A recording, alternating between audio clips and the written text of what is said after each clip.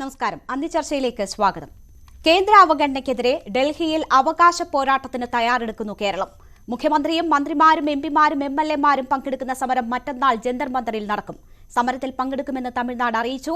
ഭരണഘടനയിൽ അചഞ്ചലമായ വിശ്വാസമുള്ള നേതാക്കൾ എല്ലാവരും സംസ്ഥാന സ്വയംഭരണത്തിനായി ഒരുമിച്ച് നിൽക്കുന്നു. അവകാശം നേടിയെടുക്കും വരെ പ്രതിഷേധം അവസാനിക്കില്ലെന്ന് പിണറായിക്കുള്ള കുറിപ്പിൽ സ്റ്റാലിൻ വ്യക്തമാക്കി.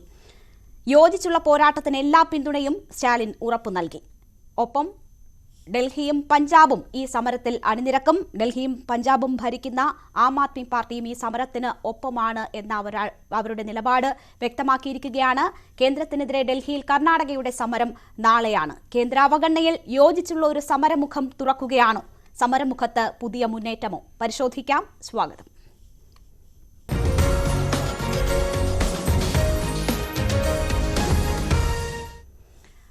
അഡ്വക്കേറ്റ് എസ് സുരേഷ് ബി.ജെ.പിയെ പ്രതിനിധീകരിച്ച് ചർച്ചയിൽ പങ്കെടുക്കുന്നു.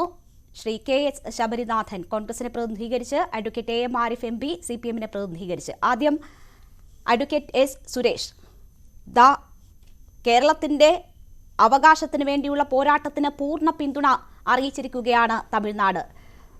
സ്റ്റാലിൻ പറഞ്ഞിരിക്കുന്നത് അവകാശം നേടിയെടുക്കും വരെ ഈ സമരത്തിനൊപ്പം എന്നതാണ്. ഒപ്പം പഞ്ചാബ് മുഖ്യമന്ത്രിയും അരവിന്ദ് കെജ്രിവാളും ഒക്കെ ഡൽഹിയും പഞ്ചാബും പിന്തുണ പ്രഖ്യാപിച്ചിരിക്കുന്നു. പഞ്ചാബ് മുഖ്യമന്ത്രിയും ഈ സമരത്തിൽ അണിനിരക്കും എന്നത് വ്യക്തമാകുന്നു.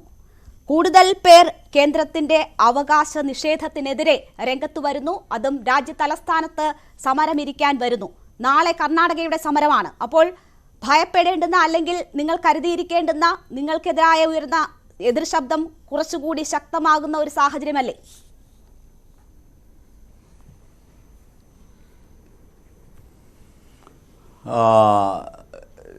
ഇതിൽ നമ്മളൊന്ന് കാണേണ്ടത്, ഇവിടെ മഹാഗഡ്ബന്ധൻ വന്ന നാടാണല്ലോ ഇന്ത്യ. അതോടൊപ്പം തന്നെ UPA വന്നു, ഇപ്പോൾ ഇതാ ഇന്ത്യ മുന്നണി വന്നു. ഇതിൻ്റെയൊക്കെ ദുരവസ്ഥ എന്താണെന്ന് ഈ നാട്ടിലുള്ള എല്ലാവരും കണ്ടു കഴിഞ്ഞതല്ലേ. നരേന്ദ്രമോദി സർക്കാർ അതൊരു രാഷ്ട്രീയ കൂട്ടായ്മയാണല്ലോ ശ്രീ സുരേഷ്.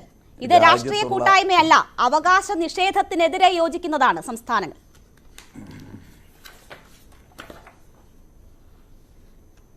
അതെ, ഞാൻ അതിലേക്കാണ് വരുന്നത്. ഞാൻ ആദ്യം രാഷ്ട്രീയ കൂട്ടായ്മയുടെ അവസ്ഥ ഒന്ന് ഓർമ്മിപ്പിച്ചിട്ട് ഞാൻ പോകുന്നത് അങ്ങോട്ട് തന്നെയാണ് ഇടുക. അപ്പോൾ നമ്മളൊന്ന് കാണേണ്ടത്, ഇവിടെ നരേന്ദ്രമോദി സർക്കാർ ന്യായയുക്തമായി ഓരോ സംസ്ഥാനത്തിനും കൊടുക്കേണ്ടത് 15ാം ധനകാര്യ കമ്മീഷൻ പറഞ്ഞത് പ്രകാരം കൊടുത്തുകൊണ്ടിരിക്കുകയും അതിനും അപ്പുറത്ത് ചില സഹായങ്ങൾ സംസ്ഥാനങ്ങൾക്ക് ചെയ്തുകൊണ്ടിരിക്കുകയുമാണ്. ഇവിടെ നമ്മളൊന്ന് മനസ്സിലാക്കേണ്ടത്, ഈ രാജ്യത്ത് 18 സംസ്ഥാനങ്ങൾ ഭരിക്കുന്നത് ഇന്ത്യ ഭരിക്കുന്ന BJPയും അതോടൊപ്പം തന്നെ BJPയുടെ സഖ്യകക്ഷികളുമാണ്. ഇവിടെ ഇന്ത്യയിൽ CPM-ൻ്റെ അവസാനത്തെ ഭരണം നിലനിൽക്കുന്ന ഏക സംസ്ഥാനമാണ് കേരളം. അതോടൊപ്പം തന്നെ DMK ഈ രാജ്യത്തിനെ സൗത്തിനെ വിഭജിച്ചുകൊണ്ട് പ്രത്യേക രാജ്യമാക്കാൻ വേണ്ടിയുള്ള പ്രവർത്തനവും നടത്തിക്കൊണ്ടിരിക്കുന്ന മറ്റൊരു കമ്മ്യൂണിസ്റ്റ് വങ്കത്വം പോലെയുള്ള ഒരു വങ്കത്വമാണ് DMKയുടെ വങ്കത്വവും. അപ്പോൾ അതുകൊണ്ട് DMK ഒന്നും പിന്തുണയുമായിട്ട് പോകുന്നതിനെ ഞങ്ങൾ വളരെ ഗൗരവത്തിലൊന്നും എടുക്കുന്നില്ല. ഞാൻ ചോദിക്കുന്നത്, ഈ സർക്കാർ എന്തിനു വേണ്ടിയാണ് ഡൽഹിയിലേക്ക് പോയിരിക്കുന്നത്? GST അനുപാതം വർദ്ധിപ്പിക്കണം, GSTയുടെ നഷ്ടപരിഹാരം നൽകുന്നത്, GST സംബന്ധിച്ച് 2017 വന്ന GST നിയമം, അതുമായി ബന്ധപ്പെട്ട് സംസ്ഥാന സർക്കാരിന് നൽകുന്ന സഹായം അത് 5 വർഷത്തേക്കേ ഉള്ളൂ എന്ന് 2017 തന്നെ അറിയാം. അന്നത്തെ തോമസ് ഐസക്കിന് നന്നായിട്ടറിയാം. GST വന്നാൽ കേരളത്തിന് ഗുണമാണ് എന്ന് പറഞ്ഞ ധനകാര്യ വകുപ്പ് മന്ത്രിയാണ് കേരളത്തിനുണ്ടായിരുന്ന ശ്രീ തോമസ് ഐസക്. അപ്പോൾ ഞാൻ ചോദിക്കുന്നത്, ആദ്യം പിണറായി വിജയനോട് ചോദിക്കുന്നത്, GST 2023 അപ്പുറത്തും കോമ്പൻസേഷൻ നൽകണം എന്ന ഒരാവശ്യം ഈ സർക്കാരിനുണ്ടോ? ഒന്നാമത്തത്. ഇനി അതുകൂടാതെ ഇവിടെ മറ്റെന്തൊക്കെയാണ്? കിഫ്ബി എന്ന് പറയുന്നത് ഈ നാട്ടിൻ്റെ പൊതു സോഴ്സ് ഉപയോഗിച്ചുകൊണ്ട് അതിനെ ഗ്യാരണ്ടി ആക്കിക്കൊണ്ട് വിദേശ കടം ഉൾപ്പെടെ എടുക്കുന്ന ഒരു തട്ടിപ്പ് പരിപാടിയാണ്. ഈ രാജ്യത്തിൻ്റെ കടബാധ്യത വർദ്ധിപ്പിക്കുന്ന ഒരു പുറംവാതിൽ പരിപാടിയാണ് കിഫ്ബി. അതിനെ ഇന്ത്യയുടെ RBI അംഗീകരിക്കുന്നില്ല, ഇന്ത്യയിലെ ധനകാര്യ വകുപ്പ് മന്ത്രാലയം അംഗീകരിക്കുന്നില്ല. കാരണം അത് കേരളത്തിന് മാത്രമായിട്ട് ഇത്തരം ബഡ്ജറ്റേതരമായിട്ടുള്ള ബാധ്യത ഏറ്റെടുക്കുന്ന സമീപനം അംഗീകരിക്കാൻ പറ്റില്ല എന്നുള്ളത് ധനകാര്യ കമ്മീഷൻ്റെയും RBIയുടെയും അക്കൗണ്ടന്റ് ജനറലിൻ്റെയും അതോടൊപ്പം തന്നെ എല്ലാവരുടെയും ഒരു പ്രഖ്യാപിത നിലപാടാണ്. ആ നിലപാട് ഇന്ത്യ മാറ്റണം എന്നുള്ളതാണോ ഈ സർക്കാരിൻ്റെ അഭിപ്രായം? ഇനി പെൻഷൻ ഫണ്ട് ഇതുപോലെ തന്നെ മറ്റൊരു സംവിധാനമാണ്. ഇവിടെ നമ്മൾ മനസ്സിലാക്കേണ്ടത് എന്താണ്? ഈ കേരളത്തിൽ കഴിഞ്ഞ ദിവസം ഒരു ബഡ്ജറ്റ് അവതരിപ്പിച്ചു. അതിനു മുമ്പ് 2023-24 ബഡ്ജറ്റിൽ അവതരിപ്പിച്ച 35% എക്സ്പെൻഡിച്ചർ മാത്രമേ ഈ കേരളത്തിൽ നടപ്പാക്കിയിട്ടുള്ളൂ. 35-42 ഇടയിലുള്ള എക്സ്പെൻഡിച്ചർ മാത്രമേ നടപ്പാക്കിയിട്ടുള്ളൂ. അപ്പോൾ അങ്ങനെ സ്വന്തം ബഡ്ജറ്റിലെ കാര്യങ്ങൾ പോലും നടപ്പാക്കാൻ ശേഷിയില്ലാത്ത, കടമെടുത്ത് മൂലധനം സംഭരിക്കുന്ന, ഈ കഴിഞ്ഞ 7.5 വർഷത്തിനുള്ളിൽ ഇരട്ടിയോളം കടമെടുത്ത ഈ കേരളത്തിൻ്റെ 19% വരുന്ന റവന്യൂ കടത്തിൻ്റെ പലിശ കൊടുക്കാനായിട്ട് വിനിയോഗിച്ച് ശ്രീലങ്കയെപ്പോലെ പാകിസ്ഥാനെ പോലെ ഈ നാട്ടിലെ ജനതയെ മുഴുവൻ കടക്കണിയിലാക്കി അപകടപ്പെടുത്താൻ വേണ്ടിയുള്ള കമ്മ്യൂണിസ്റ്റ് ഗൂഢ പദ്ധതിക്കോ കമ്മ്യൂണിസ്റ്റ് കാപട്യത്തിനോ കമ്മ്യൂണിസ്റ്റ് പാർട്ടിയുടെ പിടിപ്പുകേടിനോ കൂട്ടുനിൽക്കാനാണോ ഈ രാജ്യത്തെ ലോകത്തിലെ 3ാമത്തെ സാമ്പത്തിക ശക്തിയാക്കിയ ഇന്ത്യയുടെ ധനകാര്യ മന്ത്രാലയം ചെയ്യേണ്ടത്? അങ്ങനെ അതാണോ ചെയ്യേണ്ടത്? അങ്ങനെ പിണറായി വിജയന് കക്കൂസ് ഉണ്ടാക്കാനും, പിണറായി വിജയന് വീട്ടിൽ കുളമുണ്ടാക്കാനും, പിണറായി വിജയന് തൊഴുത്തുണ്ടാക്കാനും, പിണറായി വിജയന് മക്കളുമായിട്ട് ഭാര്യയുമായിട്ട് വിദേശയാത്ര നടത്താനും, പിണറായി വിജയന്റെ മോക്ക് മാസപ്പടി ഒപ്പിച്ചു കൊടുക്കാനും വേണ്ടിയുള്ള പണി ചെയ്യണമെന്നാണോ താങ്കൾ പറഞ്ഞതെല്ലാം കേരളത്തിന്റെ മാത്രം കാര്യമാണ്? അതിൽ തന്നെ അഭിപ്രായ വ്യത്യാസങ്ങളുണ്ട്, അല്ലെങ്കിൽ മറ്റു ചില വസ്തുതകളുമുണ്ട്. അതിലേക്ക് വരും മുൻപ് പ്രാഥമികമായി നോക്കിയാൽ ഇത് കേരളത്തിന്റെ മാത്രം ആവശ്യം, കേരളത്തിന്റെ കെടുകാര്യസ്ഥത മറച്ചു വെച്ചുകൊണ്ട് ഡൽഹിയിൽ നടക്കുന്ന ഒരു സമരമാണെങ്കിൽ തമിഴ്നാട് എന്തിന് അതിന് പിന്തുണ നൽകണം? നാളെ കർണാടക എന്തിന് ഡൽഹിയിലേക്ക് വരണം? പഞ്ചാബും ഡൽഹിയും എന്തിന് കേരളത്തിനൊപ്പം നിൽക്കണം? അപ്പോൾ ഇതൊരു പൊതുവിഷയമാണ്. എല്ലാ സംസ്ഥാനങ്ങളും, അതായത് BJP NDA ഇതര സർക്കാരുകൾ ഭരിക്കുന്ന എല്ലാ സംസ്ഥാനങ്ങൾക്കും ബാധകമായ ഒരു വിഷയമാണ്. അതാണ് അതിന്റെ പ്രാധാന്യം. ഇവർ ഒരുമിക്കുന്നു എന്നതാണ് അതിൽ ഇപ്പോൾ ഏറ്റവും അടിസ്ഥാനമായി നിങ്ങൾ മനസ്സിലാക്കേണ്ടത്.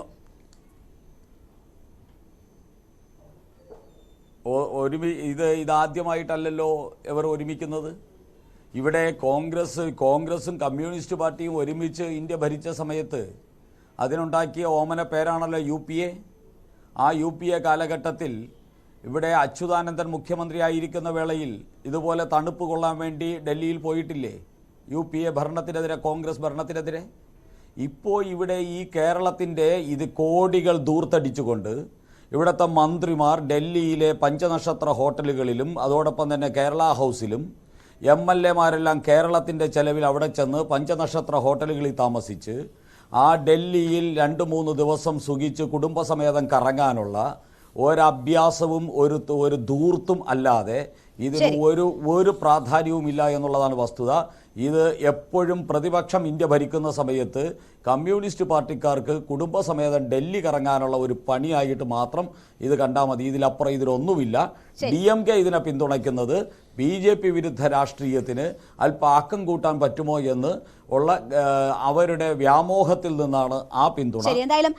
കർണാടക സർക്കാർ പിന്തുണയ്ക്കുന്നതിന് കാരണമെന്ന് പറയുന്നത് കർണാടക സർക്കാർ ചർച്ചയിൽ നമുക്കൊപ്പം ചേരും. ഞാൻ താങ്കളിലേക്ക് ആ ഘട്ടത്തിൽ തിരിച്ചെത്താം. ശ്രീ KS ശബരിനാഥൻ, ഇവിടെ ഇപ്പോൾ നാളെ ജന്തർ മന്ദറിൽ കർണാടകയുടെ നേതൃത്വത്തിലാണ് സമരം.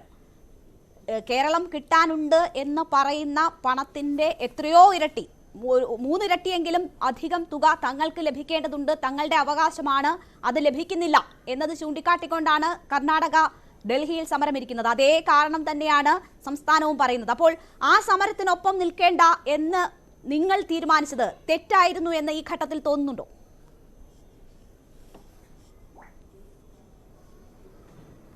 ഒരിക്കലുമില്ല രേണുക. ഞാനതിൻ്റെ വസ്തുതകളിലേക്ക് വളരെ ക്ലിയറായിട്ട് വരാം.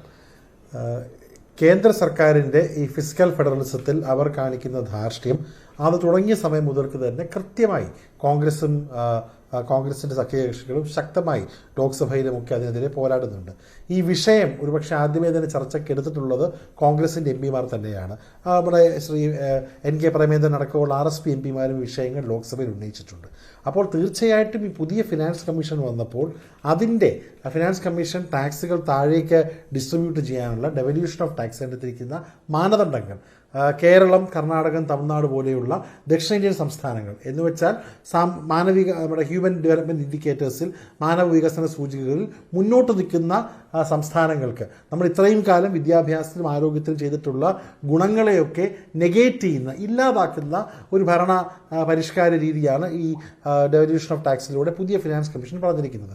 പണ്ട് 41% ടാക്സ് താഴോട്ട് വിടുമ്പോൾ അതിൽ കേരളത്തിന് കിട്ടിക്കൊണ്ടിരുന്നത് ഏകദേശം 3.9% ഒറ്റയടിക്ക് 1.8 കുറയുന്നു. സമാനമായി ഏകദേശം 4.5% കിട്ടിക്കൊണ്ടിരുന്ന കർണാടകയ്ക്ക് അത് 2.5% താഴെയാകുന്നു. അപ്പോൾ കേരളത്തിന് കിട്ടേണ്ട പണം കേന്ദ്ര സർക്കാർ ഞെരിക്കുന്നു എന്നുള്ളത് നമ്മൾ ഒന്നാം ദിവസം മുതൽക്ക് തന്നെ പ്രതിപക്ഷം പറയുന്ന ഒരു വിഷയമാണ്. പക്ഷേ എന്തുകൊണ്ട് ഈ സമരത്തോടൊപ്പം നമ്മൾ നിൽക്കുന്നില്ല എന്നുള്ളതിന് 2 കാരണങ്ങളുണ്ട്. ഒരു കാരണം ഇതിൽ സാമ്പത്തികമായിട്ടുള്ള കാരണമാണ്. രണ്ടാമത്തേത് തീർച്ചയായിട്ടും രാഷ്ട്രീയമായിട്ടുള്ള കാരണം തന്നെയാണ്. അതിൻ്റെ സാമ്പത്തിക കാര്യം ഞാൻ പറയാം. കേരളത്തിൽ ഇപ്പോൾ ഉണ്ടായിട്ടുള്ള സാമ്പത്തിക തകർച്ചയുടെ പ്രധാനപ്പെട്ട കാരണം കേന്ദ്രത്തിൻ്റെ ഈ ഒരു പ്രഷറാണ്, ഫെഡറലിസത്തിൻ്റെ അവരുടെ ഒരു ധാർഷ്ട്യമാണെന്നുള്ള ഒരു പരിപ്രേക്ഷ, ഒരു നറേറ്റീവ് ഉണ്ടാക്കുവാനാണ് CPM പറയുന്നത്. കോൺഗ്രസ് പറയുന്നത് കേന്ദ്രത്തിൻ്റെ പ്രഷർ ഉണ്ടെങ്കിലും, കേന്ദ്രത്തിന് തെറ്റുണ്ടെങ്കിലും കേരളത്തിലെ സാമ്പത്തിക പ്രതിസന്ധിയുടെ ഒന്നാമത്തെ ഉത്തരവാദിത്വം, അതിലെ ആദ്യത്തെ പ്രതി, ഒന്നാം പ്രതി എന്ന് പറയുന്നത് കേരള സർക്കാരാണ്. രണ്ടാം പ്രതി എന്ന് പറയുന്നത് കേന്ദ്ര സർക്കാരാണ്. അപ്പോൾ ഒന്നാം പ്രതിയായിട്ടുള്ള കേരള സർക്കാർ ഇത് കേരളത്തിന്റെ കാര്യം വിശദീകരിച്ചതുപോലെ കേരളം അഭിമുഖീകരിക്കുന്ന സാമ്പത്തിക പ്രതിസന്ധിയുടെ ഒന്നാമത് ഉത്തരവാദി കേരളമാണെങ്കിൽ, കർണാടകയുടെ കാര്യത്തിൽ ഒന്നാമത് ഉത്തരവാദി അവിടെ ഭരിക്കുന്ന കോൺഗ്രസ് സർക്കാരാണോ? അങ്ങനെ ഒരു അഭിപ്രായം നിങ്ങൾക്കുണ്ടോ? അവരുടെ കെടുകാര്യസ്ഥതയാണോ? എന്താണ് അതിനകത്ത് നിങ്ങളുടെ നിലപാട്? രേണുക, ഞാൻ കൃത്യമായിട്ട് പറയാം. കർണാടകത്തിൽ ഇപ്പോൾ ഈ വിഷയം ഒരു സമര വിഷയമായി സിദ്ധരാമയ്യയും കൂട്ടരും കൊണ്ടുപോകുമ്പോൾ ഇത്രയും ലക്ഷം കോടി രൂപ കേന്ദ്രത്തിൽ കിട്ടാനുണ്ടെന്ന് പറയുമ്പോഴും കർണാടകത്തിൽ ഈ പറയുന്നൊരു സാമ്പത്തിക പ്രതിസന്ധി എത്തിയിട്ടില്ല. നമ്മൾ കർണാടകത്തിൻ്റെ കടം ഈ കേരളം പോലും ചെറിയ സംസ്ഥാനത്തിൻ്റെ ആഭ്യന്തര ഉൽപ്പാദനത്തിൻ്റെ ഏകദേശം 40% കടം എത്തിയിരിക്കുമ്പോൾ കർണാടക സംസ്ഥാനത്തിന് അത് 30 താഴെയാണ്. കർണാടക സംസ്ഥാനത്തിന് റവന്യൂ ഡെഫിസിറ്റും ഫിസിക്കൽ ഡെഫിസിറ്റും കേരളത്തിനേക്കാളും മെച്ചപ്പെട്ട രീതിയിലാണ്. അപ്പോൾ കർണാടക സമരം ചെയ്യുന്നത് താങ്കൾക്ക് അറിയാമല്ലോ, കർണാടകയുടെ വരുമാനം എങ്ങനെയൊക്കെയാണ് എന്നത് താങ്കൾക്കറിയാം. കേരളം എങ്ങനെയാണ് കേരളത്തിന്റെ വരുമാനം എന്നതറിയാം. നമ്മളൊരു ഉപഭോക്തൃ സംസ്ഥാനമാണ് എന്നതറിയാം. അപ്പോൾ ആ വസ്തുതകളൊന്നും അറിയാതെയല്ല നിങ്ങൾക്ക് രാഷ്ട്രീയമായി അങ്ങനെ ഒരു യോജിപ്പിന്റെ വക്കിൽ ഈ സമരവുമായി ബന്ധപ്പെട്ട് എത്താൻ പറ്റില്ല. ആ രാഷ്ട്രീയം മാത്രമാണ് അതിന് പിന്നിലുള്ള കാരണമെന്ന് പറഞ്ഞാൽ ഒരു പരിധിവരെ മനസ്സിലാകും. കാരണം CPM പശ്ചിമ ബംഗാളിനെ ഈ സമരത്തിൽ ക്ഷണിക്കുന്നുമില്ല, അവരൊപ്പവുമില്ല. അങ്ങനെ ഒരു സാഹചര്യമുണ്ട്. അതിന് പിന്നിൽ രാഷ്ട്രീയമുണ്ട്. കോൺഗ്രസിനും വേണമെങ്കിൽ അത് പറയാം. അതിനപ്പുറം ഈ സാമ്പത്തിക ധൂർത്ത്, കെടുകാര്യസ്ഥത എന്ന് പറയുന്നത് യാഥാർത്ഥ്യത്തിന് ചേരുന്നതാണോ? കർണാടക സമരത്തിന് പ്രഖ്യാപിച്ചപ്പോൾ, അല്ലെങ്കിൽ കേരളം അവിടെ സമരം നടത്തുന്നതിന് ഒരു ദിവസം മുൻപ് അവിടെ എത്തുമെന്ന് പറഞ്ഞപ്പോൾ തന്നെ നിങ്ങൾക്ക് ഈ വാദങ്ങളൊക്കെ നിലനിൽക്കാത്ത ഒരു സാഹചര്യം ഉണ്ടായില്ലേ? ഒരിക്കലും ഞാൻ പറയുന്നത്, കാരണം നമുക്ക് കർണാടകത്തിൻ്റെയും കേരളത്തിൻ്റെയും വ്യത്യസ്തകൾ പറയുമ്പോൾ ഈ വ്യത്യസ്തകൾ ഉൾക്കൊണ്ടുകൊണ്ടാണ് കടത്തിൻ്റെ അനുപാതം നോക്കുന്നത്. കേരളം എന്നുള്ള ചെറിയ സംസ്ഥാനം കർണാടകത്തെക്കാളും 10 ഇരട്ടി ഒരു ലൈക്ക് നോക്കുകയാണെങ്കിൽ കടമെടുത്ത് അന്യായ ചെലവുകൾ നടത്തുകയാണ്. കേരളത്തിൻ്റെ സാമ്പത്തിക പ്രതിസന്ധി ഉണ്ട് എന്ന് പറയുമ്പോൾ, കാരണം ഇപ്പോൾ കേരളത്തിൽ 35,000 കോടി രൂപ 50,000 കോടി രൂപ ബഡ്ജറ്റിന് വെളിയിൽ കിഫ്ബി എന്നൊരു പദ്ധതിയായിട്ട് അവർ കൊണ്ടുവന്നു. കർണാടകം കൊണ്ടുവന്നില്ലല്ലോ. അപ്പോൾ ബഡ്ജറ്റിനകത്ത് നിന്ന് കർണാടകം പ്രവർത്തിക്കുന്നുണ്ട്, അവിടെ സാമ്പത്തിക പ്രതിസന്ധി ഇല്ല. പക്ഷേ ന്യായമായി കിട്ടേണ്ട കാര്യങ്ങൾക്ക് വേണ്ടി പോരാടും. കേരളത്തിൽ ന്യായമായി കിട്ടുന്ന കാര്യങ്ങൾക്ക് കിട്ടേണ്ട കാര്യം കിട്ടാത്തതിനെതിരെ അവർക്ക് പോരാടാം. പക്ഷേ അതിനോടൊപ്പം കേരളത്തിന് വലിയൊരു ധൂർത്തും വലിയ മിസ്മാനേജ്മെൻറ്റും ഉണ്ട്. സമരം ഇരിക്കുന്നത് അത് നമ്മൾ കണ്ടുകൂടാന്നില്ലല്ലോ. രണ്ടാമത്തെ കാര്യം, ബഹുമാനപ്പെട്ട പ്രതിപക്ഷ നേതാവ് വിഷയത്തിൽ പറയുമ്പോൾ കൃത്യമായിട്ടുള്ള രാഷ്ട്രീയ നിലപാടോടെ പറഞ്ഞിട്ടുണ്ട്. ഇവിടെ കോൺഗ്രസ്സുകാരും യൂത്ത് കോൺഗ്രസ്സുകാരടക്കമുള്ള ആളുകളെ ഈ കേരളത്തിൻ്റെ സർക്കാർ മുഖ്യമന്ത്രി പോകുന്ന വാഹനത്തിന് മുന്നിൽ അടിച്ചിടുമ്പോൾ അവിടെ മേഘ എന്ന് പറഞ്ഞ നമ്മുടെ ഒരു സഹപ്രവർത്തക ഇപ്പോഴും കഴുത്തനക്കാൻ വയ്യാതെ തിരുവനന്തപുരം അനന്തപുരി ആശുപത്രി കിടക്കുമ്പോൾ ഈ പറഞ്ഞ CPMകാരുടെ പോലെ രാഷ്ട്രീയത്തിനോടൊപ്പം നിൽക്കേണ്ട ആവശ്യം, അവിടെ സമരത്തിൽ നിൽക്കേണ്ട ആവശ്യം കോൺഗ്രസിനില്ല. ഈ വിഷയം കൃത്യമായിട്ട് തന്നെ കോൺഗ്രസിന്റെ MP-മാരടക്കമുള്ള ആളുകൾ ഉന്നയിച്ചിട്ടുണ്ട്. ഞാൻ മറിച്ച് ചോദ്യം കൂടെ പറയാം. ഈ വിഷയം നമുക്ക് ചർച്ച ചെയ്യാം. MPs കോൺഫറൻസ് വിളിക്കണമെന്ന് പറഞ്ഞിട്ട് കേരളത്തിന്റെ മുഖ്യമന്ത്രി ഈ വിഷയം ഈ ലോക്സഭാ സമ്മേളനത്തിന് മുമ്പ് MPs കോൺഫറൻസ് നടത്തിയോ അല്ലെങ്കിൽ ചർച്ച ചെയ്തോ? ഇല്ലല്ലോ. അപ്പോൾ കേരളത്തിന്റെ മുഖ്യമന്ത്രിക്ക് ഇതിനകത്ത് രാഷ്ട്രീയമുണ്ട്.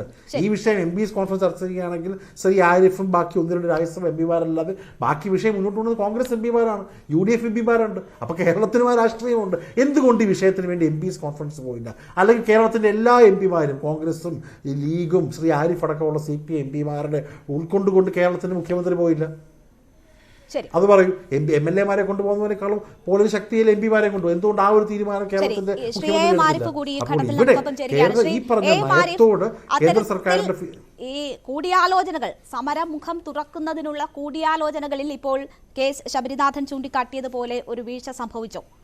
പ്രതിപക്ഷ നേതാവിനെ വിളിക്കുകയും അക്കാര്യം സംസാരിക്കുകയും ഒക്കെ ചെയ്തിരുന്നു. പക്ഷേ MP-മാരെ ഒപ്പം നിർത്തുന്നതിൽ അല്ലെങ്കിൽ ആ തരത്തിലൊരു ചർച്ച നടത്തി ഒരു യോജിപ്പിലേക്ക് എത്തുന്നതിൽ ഏതെങ്കിലും തരത്തിലുള്ള പാളിച്ച ഉണ്ടായിട്ടുണ്ടോ? മറ്റൊന്ന്, ചർച്ചയുടെ ഒരു ഘട്ടം നമ്മൾ പൂർത്തിയാക്കിയിട്ടുണ്ട്. ഇവിടെ എസ് സുരേഷ് പറഞ്ഞത് പലതരത്തിലുള്ള ദുർവ്യയം ഒക്കെ സംസ്ഥാനത്ത് നടക്കുന്നു. അത് മറച്ചുവെക്കാനുള്ള സമരം എന്ന നിലയിലാണ് അദ്ദേഹം ഇതിനെ സൂചിപ്പിച്ചത്. അതേ കാരണങ്ങളാൽ തന്നെ ഇതിന്റെ സാമ്പത്തിക പ്രതിസന്ധിയുടെ പ്രധാന ഉത്തരവാദി സംസ്ഥാനം എന്നതുകൊണ്ടാണ് സമരത്തിൽ പങ്കെടുക്കാത്തത് എന്നതാണ് കോൺഗ്രസും പറയുന്നത്.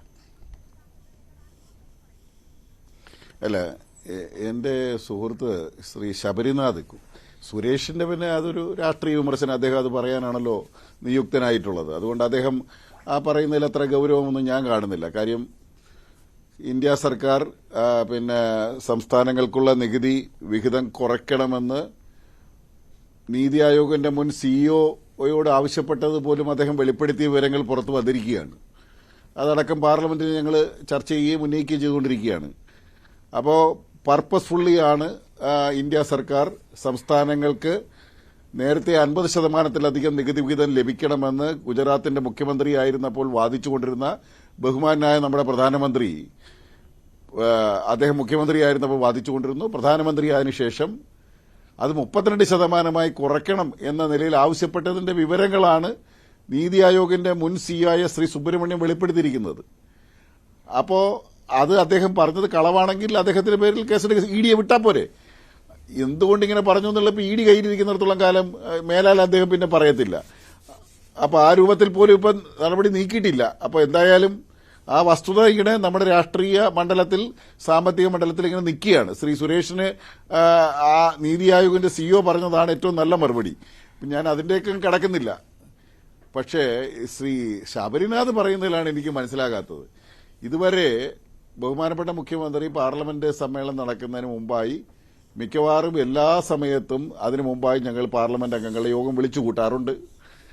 അവിടെ ആ പാർലമെന്റ് യോഗത്തിന് മുമ്പായി MP-മാരുടെ കോൺഫറൻസിൽ ചർച്ച ചെയ്യപ്പെടേണ്ട അജണ്ട ഞങ്ങൾക്ക് മുൻകൂട്ടി തരാറുണ്ട്.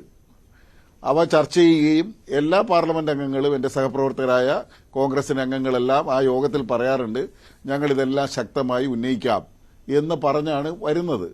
പക്ഷേ എന്റെ അനുഭവം മറിച്ചാണ്. അവരിൽ വലിയൊരു ശതമാനം ആളുകളും ഈ കേരളത്തിന്റെ കേരളത്തെ സാമ്പത്തികമായി ബുദ്ധിമുട്ടിക്കുന്നതിനെതിരായി അല്ല അവർ സംസാരിച്ചിട്ടുള്ളത്.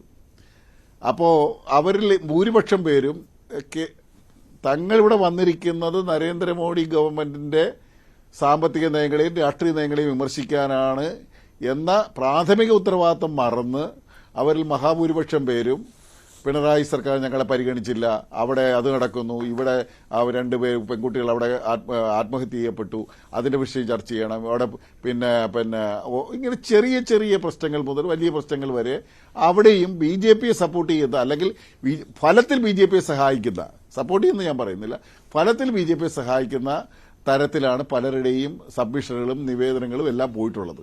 അപ്പം അതുപോട്ടെ, അവരങ്ങനെ ഇപ്പോൾ ഏറ്റവും ഒടുവിലത്തെ യോഗത്തിൽ കഴിഞ്ഞ പാർലമെന്റ് സമ്മേളനത്തിലേക്ക് വേണ്ടി തന്ന ഡോക്യുമെന്റ്സിൽ നിന്ന് കുറച്ചുകൂടി ആഡ് ചെയ്തുകൊണ്ട് എല്ലാവർക്കും മെയിലായിട്ട്, ഇതൊരു 9 ദിവസത്തെ സമ്മേളനമല്ലേ ഉള്ളൂ, അപ്പോൾ ഹ്രസ്വമായ സമ്മേളനം എന്തെന്നുള്ള കണ്ട് അന്ന് 1 മാസം 2 മാസം മുമ്പ് ചർച്ച ചെയ്ത ഡോക്യുമെന്റ്സ് എല്ലാം ഞങ്ങൾക്ക് അയച്ചു തന്നു. അതനുസരിച്ചാണ് ഞാൻ ഇന്ന് 377 ഉണ്ടായിരുന്നു, അതിലെ ഡോക്യുമെന്റ്സ് നോക്കിയാണ് ഞാൻ എൻ്റെ സബ്മിഷൻ ഉന്നയിച്ചിട്ടുള്ളത്. അപ്പോൾ ഇതെല്ലാം ഞാൻ പറയുന്നത് നമ്മുടെ നമ്മുടെ രാജ്യത്തിന്റെ ഗവൺമെന്റിന്റെ ഫെഡറൽ സ്ട്രക്ചറിനെ തകർത്തുകൊണ്ട് സാമ്പത്തികമായി സ്റ്റേറ്റുകളെല്ലാം ദുർബലമാക്കി അധികാരം മുഴുവൻ സെൻട്രലിലേക്ക് കേന്ദ്രീകരിക്കപ്പെടുന്ന ഒരു നയപരമായ പ്രശ്നത്തെയാണ് തങ്ങൾ എതിർക്കേണ്ടത്. ഇവിടെ ഞങ്ങൾക്ക് ഇപ്പൊ കേരള ഗവൺമെന്റിനെ കുറിച്ച് അവർക്ക് വിമർശനമുണ്ടെങ്കിൽ ശക്തമായി പറയാം. ഞങ്ങൾ ഇതെല്ലാം ആണെങ്കിൽ പോലും ഈ ഗവൺമെന്റ് അങ്ങനെ അടിച്ചു, ദൂർത്തടിച്ചു, മറ്റേതു, മറിച്ച് ചെയ്തു, ആന ചെയ്തു, കൂനി ചെയ്തു എന്നൊക്കെ പറഞ്ഞുകൊണ്ടാണെങ്കിൽ പോലും ഇന്ത്യ സർക്കാരിന്റെ ഈ സാമ്പത്തിക നയത്തിനെതിരായിട്ടുള്ള സമരം എന്ന നിലയിൽ ഞങ്ങളതിനെ പിന്തുണയ്ക്കും എന്ന് പറയലാണ് കോൺഗ്രസ് സ്വീകരിക്കേണ്ടിയിരുന്ന നയം. പക്ഷെ അത് ഒരിക്കലും കോൺഗ്രസ് പൊട്ടക്കിണറ്റിലെ തവളകളെ പോലെ വെറും കേവലമായ ഒരു രാഷ്ട്രീയാരോപണത്തിന്റെ പേരിൽ ഈ വിഷയം ഉന്നയിക്കുമ്പോഴാണ് ഈ എന്താ പറയുക കാവ്യനീതി എന്നൊക്കെ പറയുന്ന പോലെ ഇവർക്ക് മുഖത്തടിച്ച മറുപടിയാണ് കർണാടകയിലെ സമരം. ഇപ്പൊ തെലങ്കാന സമരത്തിലേക്ക് വരികയാണ്, മറ്റു പല സ്റ്റേറ്റുകളിൽ സമരത്തിലേക്ക് വരികയാണ്. BJP-ക്കാർക്ക് മരണമെന്നുണ്ട്, അതിൽ BJP-ക്കാരെ അവർക്ക് വഴിവിട്ട് വേറെ സഹായികൾ പാക്കേജുകൾ വഴി കൊടുക്കുന്നതുകൊണ്ടാണ് അവർ വരാത്തത്. മറിച്ച് അവരെയും ബാധിക്കുന്ന പ്രശ്നങ്ങൾ കൂടിയാണ്. എന്താണ് പ്രശ്നം? അടിസ്ഥാന പ്രശ്നം എന്താ? നമ്മുടെ രാജ്യം ഒരു നിയമം പാസാക്കി, ഒരു രാജ്യം ഒരു നികുതി. നമ്മൾ ഈ സ്റ്റേറ്റുകൾ വേറെ നികുതി പിരിക്കണ്ട, കേന്ദ്രം പിരിക്കാം, പിരിച്ചിട്ട് ആ നികുതി വിഹിതം സംസ്ഥാനങ്ങൾക്ക് വീതം വയ്ക്കാം. അതാണ് നല്ലത്. അല്ലാതെ ലോകത്തെല്ലായിടത്തും നടപ്പിലാക്കി വരുന്ന ഒരു രാജ്യം ഒരു നികുതി, വൺ കൺട്രി വൺ ടാക്സ് നടപ്പിലാക്കുമ്പോൾ അത് നടപ്പിലാക്കാൻ തീരുമാനമെടുത്തു. എല്ലാവരും യോജിച്ചപ്പോൾ പറഞ്ഞു നമുക്കൊരു 5 വർഷത്തേക്ക് ഈ നികുതി വരുമാനത്തിൽ നിങ്ങൾക്കുണ്ടായിരിക്കുന്ന നഷ്ടം നികത്താൻ വേണ്ടി GST കോമ്പൻസേഷൻ തരും എന്ന് പറഞ്ഞു. അങ്ങനെ 12,000 കോടി രൂപ നമുക്ക് കിട്ടി 5 വർഷം കൊണ്ട്. 2022 ജൂൺ 30 ആ കോമ്പൻസേഷൻ നിലച്ചു. കിട്ടിക്കൊണ്ടിരുന്ന 12,000 കോടി കിട്ടുന്നില്ല. നമുക്ക് വരുമാനത്തിൽ അത്ര കണ്ട് വർധനം ഉണ്ടായിട്ടുമില്ല. ചെറിയ വർധനം ഉണ്ടായിട്ടുണ്ട്. പക്ഷേ നമ്മുടെ നികുതി വരുമാനത്തിൽ ഇപ്പോൾ ഇന്ത്യ സർക്കാർ നീതി ആയോഗിന്റെ മെനഞ്ഞാന്ന് പുറപ്പെടുവിച്ച കണക്ക് പ്രകാരം ഏറ്റവും കൂടുതൽ വരുമാനം നികുതി വരുമാനത്തിൽ ഉണ്ടാക്കിയ കേരളമാണ് എന്നും രേഖപ്പെടുത്തിയിട്ടുണ്ട്. തീർച്ചയായും. പക്ഷേ ശ്രീ ആരിഫ് എം പി, ഇവിടെ ഇപ്പോൾ ഈ പറഞ്ഞ കാര്യം ഉൾപ്പെടെയാണെങ്കിൽ പോലും അത് രാജ്യത്തിനാകെ ബാധകമാകുന്ന വ്യവസ്ഥകളും നിയമവുമാണ്. അതിൽ കേരളത്തോട് ഏതെങ്കിലും തരത്തിൽ വിയോജിപ്പ്, അല്ലെങ്കിൽ NDA BJP ഇതര സർക്കാരുകളോട് ഏതെങ്കിലും തരത്തിലുള്ള വിയോജിപ്പ് എന്ന് ചൂണ്ടിക്കാട്ടി ഒരു സമരമുഖം തുറക്കാനുള്ള അടിസ്ഥാനം എവിടെയാണ്? താങ്കൾ ഇപ്പോൾ ഈ ചൂണ്ടിക്കാട്ടിയതാണെങ്കിൽ പോലും രാജ്യത്തിനെല്ലാം ഒരുപോലെ ബാധകമാകുന്നതാണല്ലോ അത്. അതല്ല, ഇതിനകത്ത് ഇപ്പൊ നേരത്തെ തന്നെ നമുക്ക് കിട്ടേണ്ട നികുതി വരുമാനത്തിൽ കുടിശ്ശിക തന്നെ വിവിധ ഇനങ്ങളിൽ കിട്ടേണ്ട കുടിശ്ശികകൾ കിട്ടാതെ ഇരിക്കുന്നു എന്നുള്ള പ്രശ്നം ഉന്നയിച്ചപ്പോൾ പാർലമെന്റ് ഉന്നയിച്ചപ്പോൾ എന്താ പറഞ്ഞത്? ഇതിന് CNDAGയുടെ യൂട്ടിലിറ്റി സർട്ടിഫിക്കറ്റ് കിട്ടാത്തത് കൊണ്ടാണ്. ഇതൊക്കെ ഒരു ശരിയായ ന്യായമാണോ? യഥാർത്ഥത്തിൽ ഇപ്പോൾ പഴയതുപോലല്ല. നമ്മുടെ ഫണ്ടിന്റെ ഫ്ലോ കംപ്ലീറ്റ് സെൻട്രൽ ഗവൺമെന്റിന് അനുദിനം അതിന്റെ സൈറ്റ് വഴി ഫണ്ട് ഫ്ലോ കംപ്ലീറ്റ് അവിടെ നിന്ന് വാച്ച് ചെയ്യുകയും അവിടുന്ന് അപ്പോൾ ഫണ്ട് നമ്മളിത് അപ്ലോഡ് ചെയ്യുകയും അതിനനുസരിച്ച് ഫണ്ട് വരികയും ചെയ്യേണ്ടതാണ്. പക്ഷേ നമുക്ക് വരുന്നില്ല. നമ്മളിപ്പം ചെറിയ എമൗണ്ടല്ലേ, ഇപ്പം 100-200 രൂപയാണ് ഇന്ത്യ സർക്കാർ വിവിധ പെൻഷനുകൾക്ക് വേണ്ടി അനുവദിക്കുന്നത്. നമ്മൾ 1,600 കൊടുക്കുക, ബാക്കി 1,400 നമ്മൾ കയ്യിൽ കൊടുക്കുക. ആ പെൻഷൻ കൊടുക്കുന്ന ഇനത്തിൽ 200 തരുന്നില്ല. നമ്മൾ വീടിന്റെ എണ്ണം എത്ര കൊടുക്കുമ്പോഴാണ് നമുക്ക് കിട്ടുന്നത്? നമ്മളിപ്പോൾ കൊടുക്കുന്ന വീടിന്റെ വളരെ തുച്ഛമായ ഒരു ശതമാനത്തിന് മാത്രമേ ഇന്ത്യ സർക്കാർ 72,000 രൂപ വെച്ച് തരുന്നുള്ളൂ, 6.88%. ബാക്കി മുഴുവൻ തുകയും നമ്മളാണ് കൊടുക്കുന്നത്. അപ്പൊ ഇതെല്ലാം കൊടുക്കുന്നതിന്റെ വിഹിതം നമുക്ക് കൃത്യമായി തരുന്നില്ല. പിന്നെ ബേസിക് ഇഷ്യൂ എന്താ? നമ്മൾ അടിസ്ഥാനപരമായ പ്രശ്നം എന്താ വെച്ച് കഴിഞ്ഞാൽ ഇതിനെല്ലാം നമുക്ക് വരുമാനം കുറയുകയും ചെലവ് കൂടുകയും ചെയ്യുമ്പോൾ നമുക്ക് നേരത്തെ 3.88% നമുക്ക് വായ്പ എടുക്കാനുള്ള അനുവാദമുണ്ടായിരുന്നു. ഈ ഫിനാൻസ് കമ്മീഷന്റെ നിബന്ധന വെച്ചപ്പോൾ നമുക്കത് 1.92 ആയിട്ട് കുറഞ്ഞു.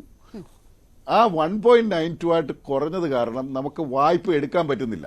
പോട്ടെ, ഇനി എടുക്കാൻ പറ്റുന്നില്ലെന്നോ പോട്ടെ, 21, 22 പഴയ വായ്പകൾ പോലും ഇപ്പോൾ നമ്മുടെ കൂട്ടത്തിൽ നിന്ന് പിടിക്കുന്നു. ഇപ്പോൾ പോലും ആ വായ്പ എടുത്തതിന്റെ ഇതും ഇപ്പോഴത്തെ ഇതും കൂടി ചേർത്ത് നമ്മൾ ഇതിന്ന് പിടിക്കുന്നു. നമുക്ക് കൂടുതൽ വായ്പ എടുക്കാൻ അനുവദിക്കുന്നില്ല. നേരത്തെ എടുത്തതും കൂടി എന്ന ഒരു സാഹചര്യത്തിലാണ് ഈ സമരം. അങ്ങനെ ഒരു സമാനമായ സാഹചര്യം മറ്റ് സംസ്ഥാനങ്ങളും അനുഭവിക്കുന്നതിനാലാണ് ഈ സമരത്തിൽ തമിഴ്നാടായാലും പഞ്ചാബായാലും ഡൽഹി ആയാലും ഒരുമിച്ച് നിൽക്കാൻ തീരുമാനിക്കുന്നതും കർണാടക സ്വന്തം നിലയിൽ സമരം നടത്തുന്നതും? ഞാൻ അതിഥികളിലേക്ക് തിരിച്ചെത്താം ഒരു ചെറിയ ഇടവേളയ്ക്ക് ശേഷം.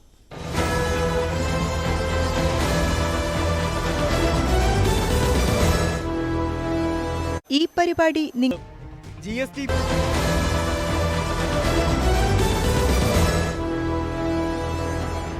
വീണ്ടും ചർച്ചയിലേക്ക്. ശ്രീ എസ് സുരേഷ്, എന്തുകൊണ്ട് ഇങ്ങനെ ഒരു സമരം എന്നതിനെക്കുറിച്ച് മുഖ്യമന്ത്രി ചിന്താ വാരികയിൽ എഴുതിയ ഒരു ലേഖനത്തിൽ ധനകാര്യ കമ്മീഷൻ ശുപാർശകൾ ധനമന്ത്രാലയം അട്ടിമറിക്കുന്നു എന്നത് ചൂണ്ടിക്കാട്ടുന്നു.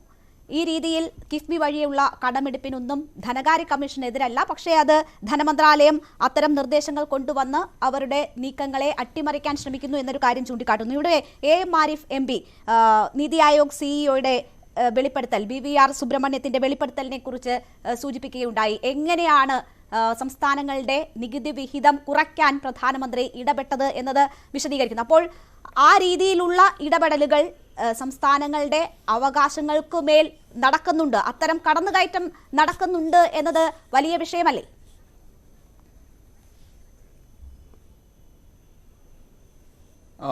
ഇതിൽ നമ്മളൊന്ന് കാണേണ്ടത്, ഇവിടെ നീതി ആയോഗ് എന്ന് പറയുന്ന ഒരു ഭരണഘടനാപരമായിട്ടുള്ളൊരു ബോഡിയല്ല. നീതി ആയോഗ് എന്ന് പറയുന്ന ഒരു എക്സിക്യൂട്ടീവ് ബോഡിയും അല്ല.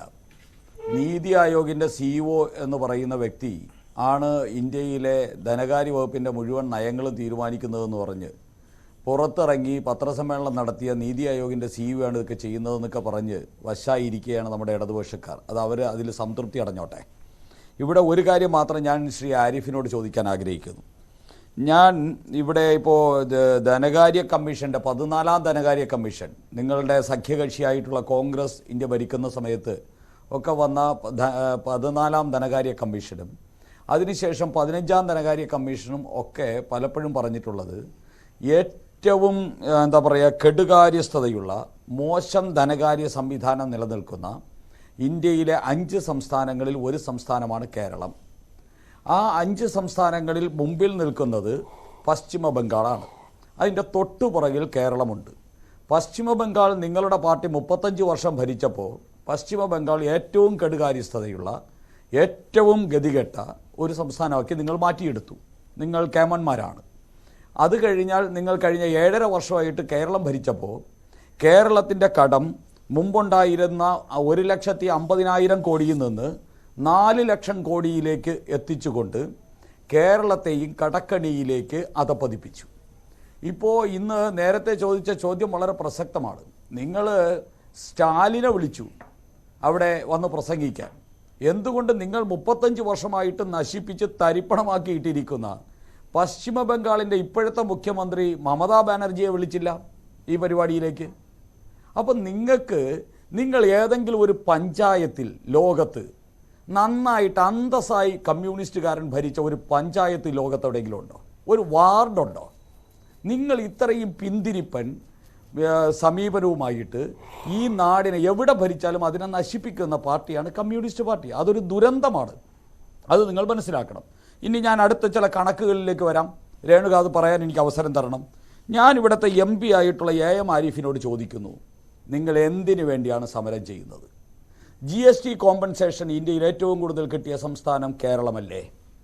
റവന്യൂ ഡെഫിസിറ്റ് ഗ്രാൻഡ് ഇന്ത്യയിൽ ഏറ്റവും കൂടുതൽ കിട്ടിയ സംസ്ഥാനം കേരളമല്ലേ? കൂടാതെ പുതിയ പെൻഷൻ പദ്ധതി മൂലധന ചിലവിന് പ്രത്യേക ധനസഹായമായിട്ട് ഈ കേരളത്തിന് 2223 കോടി രൂപ കേന്ദ്രം അനുവദിച്ചു തന്നില്ലേ? പിണറായി വിജയൻ അത് പറയുന്നുണ്ടോ? പുതിയ പെൻഷൻ പദ്ധതിയിൽ തൊഴിലാളിയും തൊഴിലുടമയും തമ്മിലുള്ള അനുപാതത്തിന് സഹായമെന്ന നിലയിൽ 3543 കോടി രൂപ കേന്ദ്രം അനുവദിച്ചു തന്നില്ലേ? ഓഫ് ബഡ്ജറ്റ് കടങ്ങളുണ്ടല്ലോ, നിങ്ങളുടെ കിഫ്ബി ഉൾപ്പെടെയുള്ള വാരിക്കൂട്ടി കേരളത്തിന് പണയം വെച്ച് വാരിക്കൂട്ടിയ കടങ്ങളുണ്ടല്ലോ, ആ കടത്തിൻ്റെ തിരിച്ചടവിനായി 3523 കോടി രൂപ കേന്ദ്രം അനുവദിച്ചു തന്നില്ലേ? GST നഷ്ടപരിഹാരത്തിനായി 14,505 കോടി രൂപ തന്നില്ലേ കേന്ദ്ര സർക്കാർ? ആത്മനിർഭർ ഭാരതിൻ്റെ അധിക കടം കൊടുക്കുന്നതിനായി 18,087 കോടി രൂപ കേന്ദ്രം അനുവദിച്ചു തന്നില്ലേ? ഊർജ മേഖലയിലെ പ്രതിസന്ധിക്കും അതിനു വേണ്ടിയുള്ള വികസന പ്രവർത്തനങ്ങൾക്കുമായി 2021 4,060 കോടിയും 2022 4263 കോടി രൂപയും നരേന്ദ്രമോദി സർക്കാർ തന്നില്ലേ? സാമൂഹ്യ സുരക്ഷാ പെൻഷൻ നിങ്ങൾ ആവശ്യപ്പെട്ടത് 521 കോടി രൂപ, കേന്ദ്ര സർക്കാർ 602 കോടി രൂപ ഈ സംസ്ഥാനത്തിന് തന്നില്ലേ?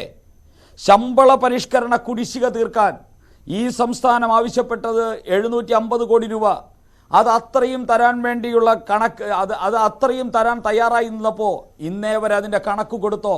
കണക്കില്ല എന്ന് നിർമ്മലാ സീതാരാമൻ പറഞ്ഞപ്പോൾ കണക്കൊണ്ട് രേഖ കാണിക്കാമെന്ന് പറഞ്ഞ് നിങ്ങൾ കാണിച്ചത് കൈരേഖയല്ലേ? മറ്റെന്തെങ്കിലും രേഖ നിങ്ങൾ കാണിച്ചോ?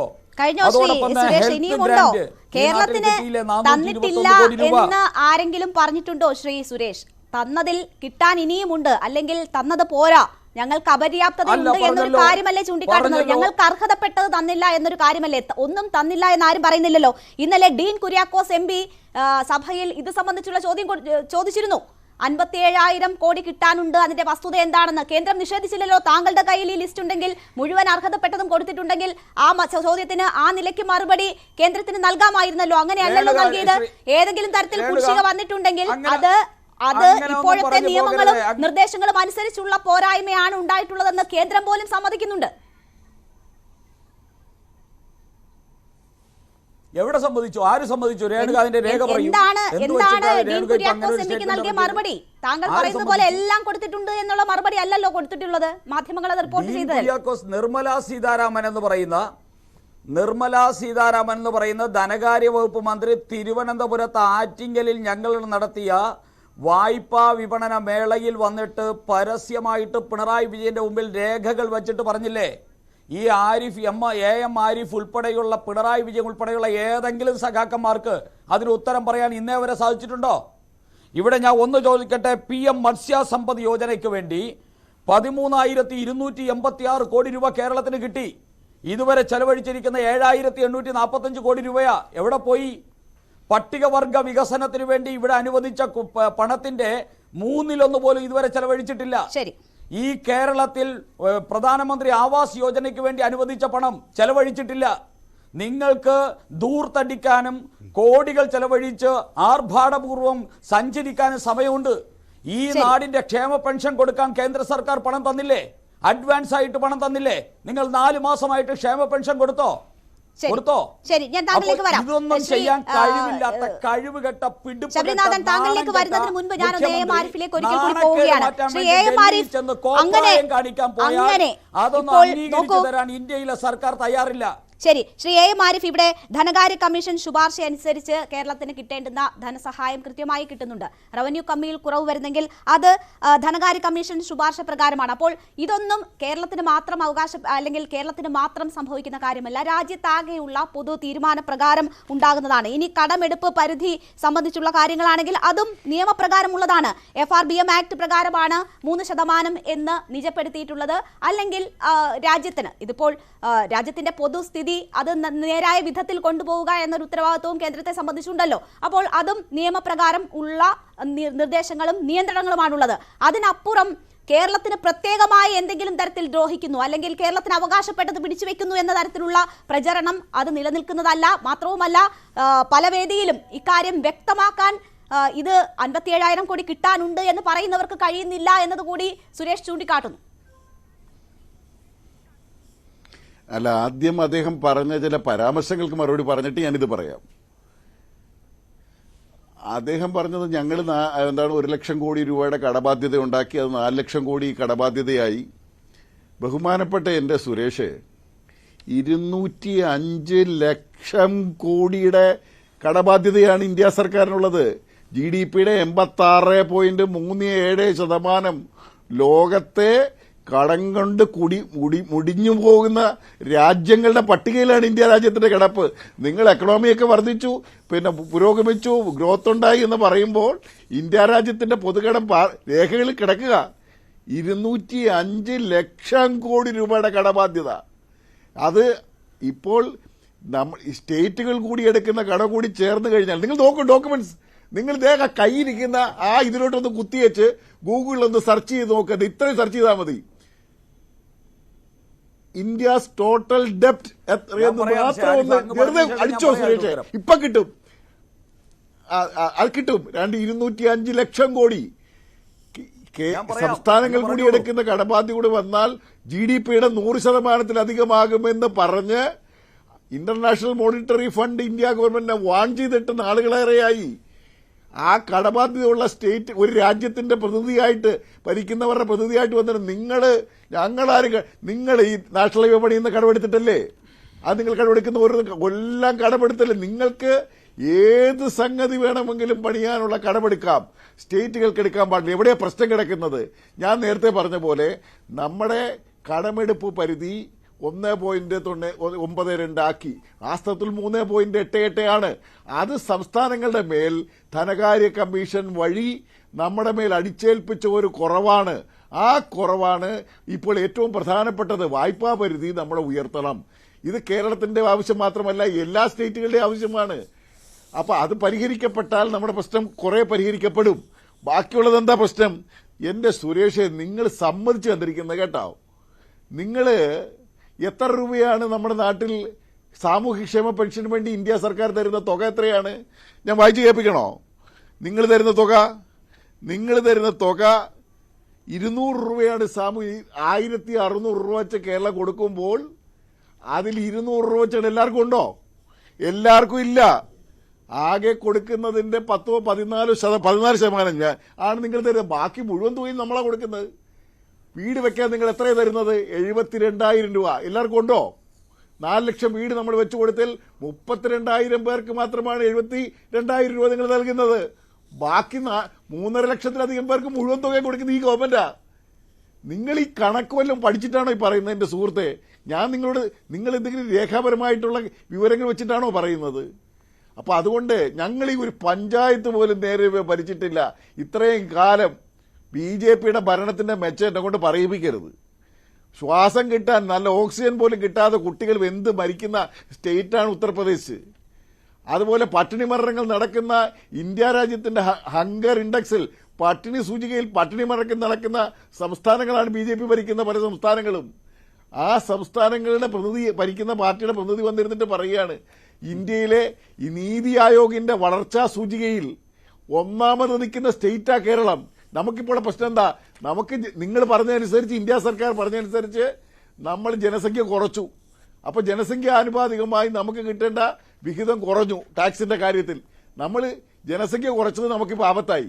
നമ്മൾ നല്ലവണ്ണം സ്കൂളുകൾ ഉണ്ടാക്കി നമുക്ക് ആപത്തായി. നമ്മൾ നല്ലവണ്ണം ആശുപത്രികൾ ഉണ്ടാക്കി നമുക്ക് ആപത്തായി. നമ്മൾ ഏറ്റവും നല്ല രീതിയിൽ സാമൂഹ്യ പെൻഷൻ കൊടുക്കാൻ തുടങ്ങിയത് ആപത്തായി. നല്ല വിദ്യാഭ്യാസം കൊടുക്കാൻ തുടങ്ങിയത് നമുക്ക് ആപത്തായി. ഇതെല്ലാം വെച്ച് നോക്കുമ്പോൾ നീതി ആയോഗിന്റെ വളർച്ചാ സൂചികയിൽ ഞാൻ വെല്ലുവിളിക്കുന്നു സുരേഷേ, വളർച്ചാ സൂചികയിൽ എല്ലാ ഭക്ഷണം, പാർപ്പിടം, ആരോഗ്യം, വിദ്യാഭ്യാസം, തൊഴിൽ, സാമൂഹ്യക്ഷേമം, പശ്ചാത്തല വികസനം, കുടിവെള്ളം, വൈദ്യുതി തുടങ്ങിയിട്ടുള്ള അടിസ്ഥാന ഈ 7-8 രംഗങ്ങളിൽ ഇന്ത്യയിൽ നമ്പർ 1 നീതി ആയോഗിന്റെ സൂചികയിൽ നമ്പർ 1 കേരളമല്ലേ? ആ കേരളത്തെ നിങ്ങൾ അല്ലെങ്കിൽ അല്ലെന്ന് പറ. നീതി ആയോഗ് ഇപ്പൊ നിങ്ങൾ തള്ളി പറയുമോ? നീതി ആയോഗ് നിങ്ങൾ പറയണ ഭരണഘടനാ സ്ഥാപനമല്ലെന്ന്. ഇവിടെ നിന്ന് ആസൂത്രണ കമ്മീഷനെ പിരിച്ചുവിട്ടിട്ട് നിങ്ങൾ തന്നെ വെച്ച സാധനമാണ് നീതി ആയോഗ്.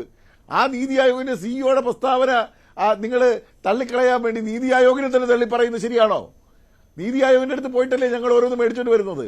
ഇപ്പൊ ആലപ്പുഴയിൽ തന്നെ ഉള്ള പാത ഇരട്ടിപ്പിക്കലിൽ ഞാൻ 10 തവണയെങ്കിലും നീതി ആയോഗിന്റെ ഓഫീസിൽ കയറി ഇറങ്ങിയിട്ടുണ്ട് ആ ഫയലൊന്ന് നീക്കാൻ വേണ്ടി. അപ്പൊ ഞാൻ പറഞ്ഞത്, നിങ്ങൾ നീതി ആയോഗിനെ തള്ളിക്കളഞ്ഞാൽ ഇന്ത്യ സർക്കാർ ഡിപ്പെൻഡ് ചെയ്യുന്ന നീതി ആയോഗിനെയാണ്. അപ്പൊ അതുകൊണ്ട് കേരളത്തിന് ലഭിക്കേണ്ട പണം പല വിധത്തിൽ കിട്ടേണ്ട കാര്യങ്ങളിൽ കുടിശ്ശിക വരുത്തിയതിന് പുറമെ കേരളത്തിന്റെ വായ്പാ പരിധിയുടെ കാര്യത്തിൽ ഒരു 1.92 എന്നുള്ളത് 3.88 ഇത് നേരത്തെ നമ്മുടെ ജനസംഖ്യ അനുപാതമായി അംഗീകരിക്കപ്പെട്ടതാണ്. കേരളത്തിന്റെ അവകാശമാണ്. ഭരണഘടനാപരമായി തന്നെ ആർട്ടിക്കിൾ 293 പ്രകാരം 3ഉം 4ഉം പ്രകാരം നമുക്ക് അവകാശപ്പെട്ടതാണ്. ഈ അവകാശപ്പെട്ടതാണ് 213 പ്രകാരം സുപ്രീം കോടതി സമീപിച്ചിരിക്കുന്നത്. ഭരണഘടനാപരമായി നിൽക്കാത്ത ഒരു കാര്യം പറഞ്ഞുകൊണ്ടല്ല. ശ്രീ ശബരിനാഥൻ, ഇവിടെ ഇപ്പോൾ കേരളത്തിന്റെ അവസ്ഥ വെച്ച് നോക്കുകയാണെങ്കിൽ നമ്മൾ തനത് വരുമാനം വർദ്ധിപ്പിക്കുന്നുണ്ട്. ഉൽപാദനത്തിലായാലും മറ്റേതൊരു സൂചികകം വെച്ച് നോക്കിയാലും സംസ്ഥാനത്തിന്റെ പെർഫോമൻസ് ഏറ്റവും പ്രധാനപ്പെട്ട 10 സംസ്ഥാനങ്ങളിൽ 1 എന്ന നിലയിൽ വരുന്നുണ്ട്. സാമൂഹിക ക്ഷേമ പദ്ധതികളുടെ കാര്യത്തിലാണെങ്കിലും കേരളം പിന്നോട്ടല്ല, മുന്നോട്ട് തന്നെയാണ്. അത് നമുക്ക് ഈ ബജറ്റിൽ ഉൾപ്പെടെ കാണാവുന്ന ഒരു സാഹചര്യവും ഉണ്ട്. പക്ഷേ നമ്മളുടെ വരുമാനങ്ങൾക്കനുസരിച്ച് നമ്മുടെ ചെലവിനനുസരിച്ച് നമ്മളുടെ മൂലധന ചെലവിനനുസരിച്ചുള്ള വരുമാനം ഉണ്ടാക്കാൻ നമുക്ക് കഴിയുന്നില്ല. കിട്ടിക്കൊണ്ടിരുന്ന സഹായം പോലും കേന്ദ്രത്തിന്റെ ഭാഗത്തു നിന്ന് കിട്ടുന്നില്ല. അർഹതപ്പെട്ട സഹായം അല്ലെങ്കിൽ അർഹതപ്പെട്ടത് കിട്ടുന്നില്ല എന്നതൊരു യാഥാർത്ഥ്യമാണ്. അത് മറച്ചു വെച്ചുകൊണ്ട് ഏതെങ്കിലും തരത്തിൽ സംസ്ഥാനത്തിനെതിരെ രാഷ്ട്രീയമായ നിലപാടുകൾ എടുക്കുന്നത് കൊണ്ട് ഈ കാര്യത്തിൽ അർത്ഥമുണ്ടോ? കേരളത്തിലെ സാമ്പത്തിക പ്രതിസന്ധി എന്നത് ഞാനും താങ്കളും എല്ലാം ഉൾപ്പെടുന്ന ഓരോരുത്തരെയും ബാധിക്കുന്ന വിഷയമാണ്. അപ്പോൾ അതിൽ ഈ സർക്കാരിനൊപ്പം ഇല്ല എന്ന് വരികയാണെങ്കിൽ അത് ജനങ്ങൾക്കൊപ്പം ഇല്ല എന്നതല്ലേ അർത്ഥം വെക്കുന്നത്?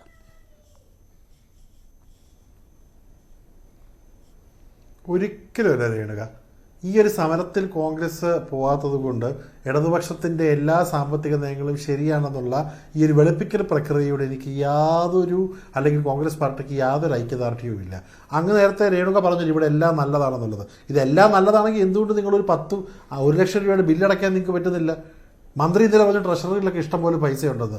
ട്രഷറിക്കകത്ത് ചെറിയ ബില്ല് 1000 കോടി രൂപയുടെ ബില്ല് മാറാതെ കേരളത്തിലെ കോൺട്രാക്ടർ സർവ് ചെയ്തുകൊണ്ടിരിക്കുക. പിന്നെ ഇന്നലത്തെ ബഡ്ജറ്റിലൊന്നും വലിയ കാര്യം ചെയ്യുന്നു. ഞാൻ ചോദിക്കട്ടെ, 5 മാസത്തെ പെൻഷനെക്കുറിച്ച് 6 മാസത്തെ പെൻഷനെക്കുറിച്ച് ഒരു വാക്ക് പറഞ്ഞു മന്ത്രി?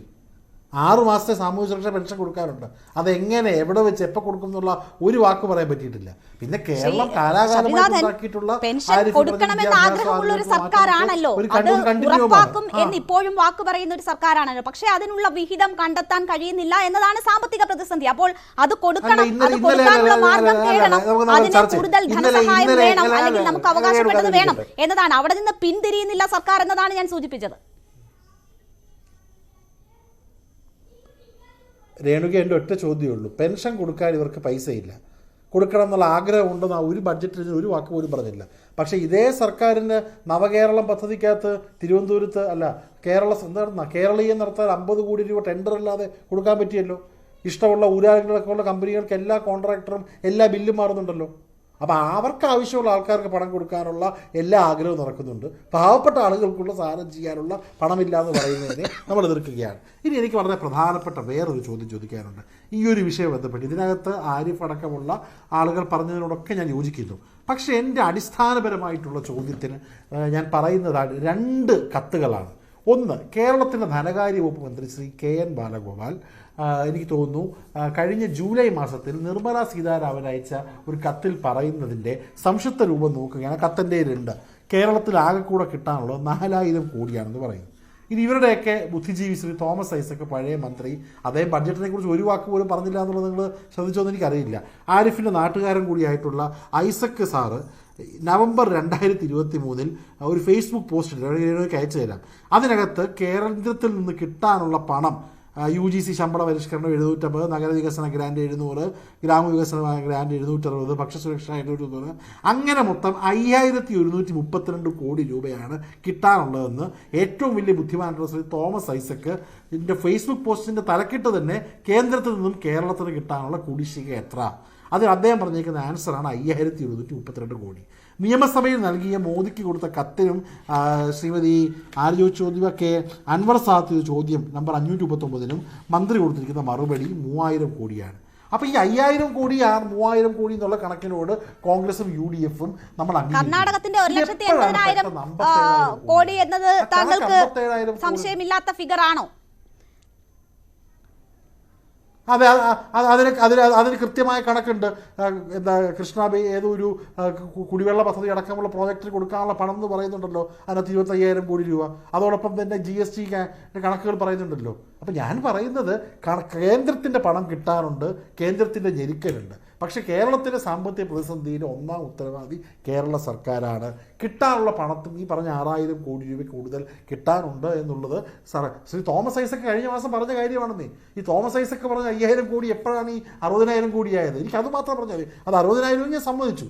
പക്ഷേ 5000 കോടിയായിരുന്ന സാധനം ഇത് ബഹുമാനപ്പെട്ട പ്രതിപക്ഷ നേതാവും ശ്രീ മാത്യു കുളനാടൻ നിയമസഭയിൽ ചോദിച്ചപ്പോൾ മറുപടി മന്ത്രി കഴിഞ്ഞില്ല. കേരളത്തിന്റെ അവകാശങ്ങൾക്ക് വേണ്ടി നമ്മൾ ഒരുമിച്ച് നിൽക്കും, ഒരുമിച്ച് പോരാടും. ഈ പറയുന്ന ഫിസ്ക്കൽ അഹങ്കാരത്തിനെതിരെ ഉള്ള വലിയ പോരാട്ടമായി ഇന്ത്യ മുന്നണിയും കോൺഗ്രസും പോവുകയാണ്. ശരി, ശ്രീ എസ് സുരേഷ്, ഇവിടെ ഇപ്പോൾ ഇന്ത്യ മുന്നണി നിങ്ങൾക്ക് അലോസരമുണ്ടാക്കിയ മുന്നണിയാണ്. ഇപ്പോൾ ആ മുന്നണിയിലെ തന്നെ പ്രധാനപ്പെട്ട എല്ലാവരും അണിനിരക്കുന്ന സമരമാണ് നാളെയും മറ്റന്നാളുമായി ഡൽഹിയിൽ നടക്കാൻ പോകുന്നത്. അത് അവകാശ ലംഘനത്തിനെതിരെയുള്ള സമരമാണ്. അതൊരു പുതിയ പോർമുഖം തുറക്കലാണ്.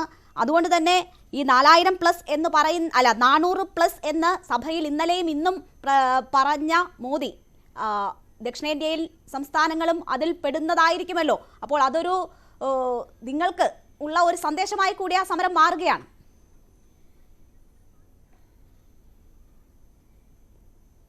രേണുക, ഇവിടെ ഞങ്ങൾക്ക് അല്പം പോലും ഭയപ്പാടില്ല. കാരണം ഞങ്ങളിതാ ഈ പ്രധാനമന്ത്രിയും ധനകാര്യ വകുപ്പ് മന്ത്രിയും അതോടൊപ്പം തന്നെ പാർട്ടിയുടെ പ്രതിനിധിയായി ഞാനും ഒക്കെ ഇതാ പറയുകയാണ്, ഒരു പൈസ, അർഹതപ്പെട്ട ഒരു പൈസ കേരളത്തിന് കൊടുക്കാതെ ഇല്ല കേന്ദ്ര സർക്കാർ. അർഹിക്കുന്നതിനപ്പുറത്ത് ഉള്ള കണക്കാണ് ഞാൻ നേരത്തെ സൂചിപ്പിച്ചത്. അതും കേരളത്തിന് നൽകിയിട്ടുണ്ട്.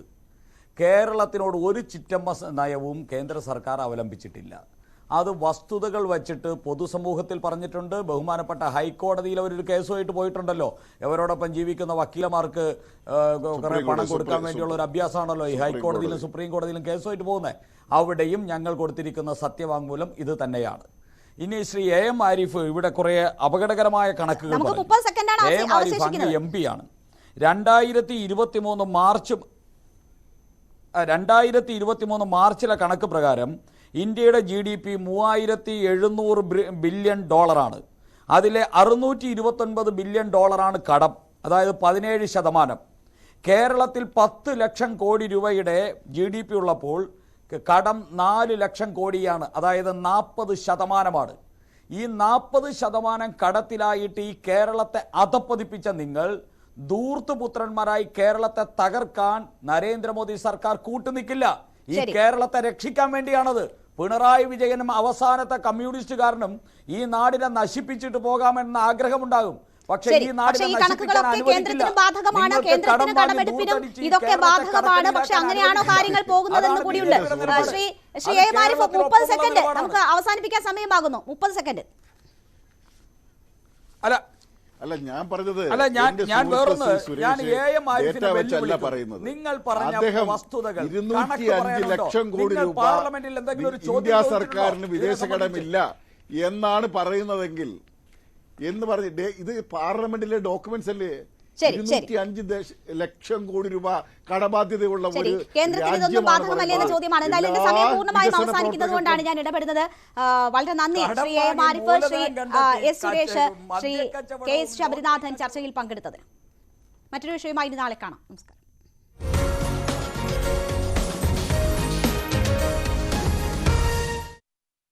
ഈ പരിപാടി